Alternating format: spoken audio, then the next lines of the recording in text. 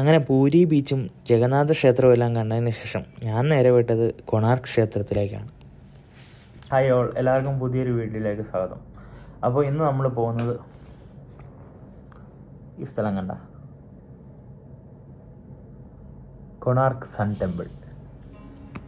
കൊണാർക്ക് ക്ഷേത്രം 13-ാം നൂറ്റാണ്ടിൽ ഒഡീഷയിലെ കൊണാർക്കിൽ നിർമ്മിച്ച വിശ്വപ്രസിദ്ധമായ ഒരു വാസ്തുശില്പ കലാസ്മാരകമാണ് കൊണാർക്ക് സൺ ടെമ്പിൾ.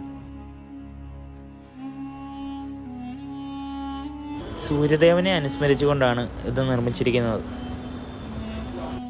ഈ ഒരു കാഴ്ചയാണ് നമുക്ക് സൂര്യക്ഷേത്രത്തിനകത്തിലേക്ക് പ്രവേശിക്കുമ്പോൾ കാണാൻ സാധിക്കുന്നത്. കൂടാതെ 2 പഴയകാല ശില്പങ്ങളും നമുക്ക് കാണാൻ സാധിക്കും. കുറേയൊക്കെ നശിച്ച നിലയിലാണ്.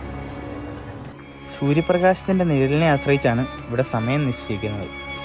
ഈ ക്ഷേത്രം നിർമ്മിച്ചത് ഗംഗാ വംശത്തിലെ നരസിംഹ മഹാരാജാവാണ്. 1984 ഈ ക്ഷേത്രം യുനെസ്കോയുടെ ലോക പൈതൃക സ്ഥലമായി പ്രഖ്യാപിച്ചു. കൊണാർക്കിലെ ഈ ശില്പകല പ്രാചീന ഇന്ത്യയിലെ ശില്പകലകളുടെ ഉന്നത ഉദാഹരണമാണ്.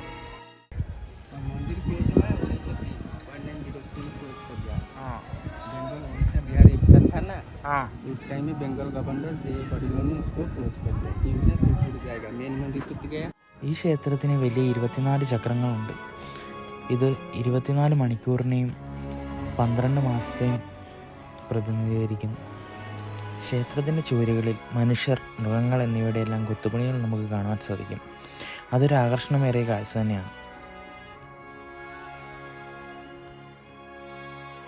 ഇന്ത്യയിലെ 7 അത്ഭുതങ്ങളിൽ ഒന്നുകൂടിയാണ് ഈ ക്ഷേത്രം. കൂടാതെ ഇതിനെ ബ്ലാക്ക് പഗോഡ എന്നും വിശേഷിപ്പിക്കുന്നുണ്ട്. കൊണാർക്ക് ക്ഷേത്രത്തിൻ്റെ ഒരു വേറിട്ട പ്രത്യേകത എന്തെന്ന് വെച്ചാൽ ഇവിടുത്തെ ശില്പങ്ങളാണ്. സംഗീതകരും നർത്തകരും ദൈവിക രൂപങ്ങളുമെല്ലാം ഇവിടെ ശില്പരൂപങ്ങളിൽ ജീവിക്കുന്നു.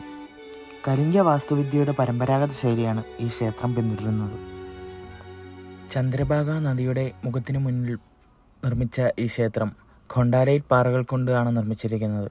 ക്ഷേത്രത്തിൻ്റെ ചക്രങ്ങൾ സൂര്യഘടികാരങ്ങളാണ്. ഏകദേശം 1 മിനിറ്റ് പോലും നമുക്ക് കൃത്യമായി കണക്കാക്കുവാൻ സാധിക്കും. ക്ഷേത്രത്തിന് മുകളിൽ കനത്ത ഒരു കാന്തം സ്ഥാപിച്ചു. കാന്തങ്ങളുടെ ക്രമീകരണം മൂലമാണ് ക്ഷേത്രത്തിലെ വിഗ്രഹം പൊങ്ങി നിൽക്കുന്നതെന്ന് പറയപ്പെടുന്നു. മുകൾ ഭാഗത്തുള്ള കാന്തം തീരദേശ യാത്രക്കാരെ അസ്വസ്ഥമാക്കുകയും പിന്നീട് അത് നീക്കം ചെയ്തുവെന്നും പറയപ്പെടുന്നു. കൊണാർക്ക് ക്ഷേത്രം ആദ്യം നിർമ്മിച്ചിരുന്ന കടൽ തീരത്താണെങ്കിലും കടൽ പിൻവാങ്ങിയതോടെ ഇപ്പോൾ തീരത്തു നിന്നും കുറച്ച് അകലെയായി.